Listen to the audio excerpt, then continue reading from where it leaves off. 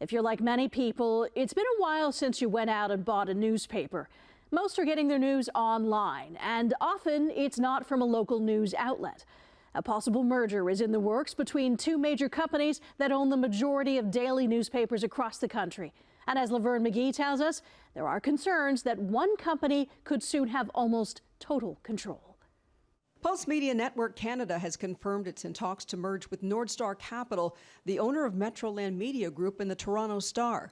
The two publishers reportedly claim it will help save the newspaper industry in Canada that's long been losing advertising dollars for years.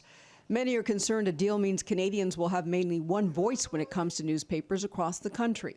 Toronto Metropolitan University journalism professor April Lindgren is watching what happens very closely. To the extent that the controlling proprietor wants to dictate what the editorial positions are of the news organization in terms of who they endorse during an election, that is obviously a risk. Postmedia says the deal would ensure the Toronto Star maintains editorial independence, but there was no specific mention of smaller papers like the Hamilton Spectator. At a news conference earlier today in Mississauga, Prime Minister Justin Trudeau acknowledged concerns. This is a proposal that is being carefully looked at and analyzed. I know the Competition Bureau and others are going to be taking looks at it because this is a significant step. Postmedia owns publications such as the National Post. They've been struggling financially for years and have a net loss of $20.8 million in the last quarterly results. They're also $275 million in debt.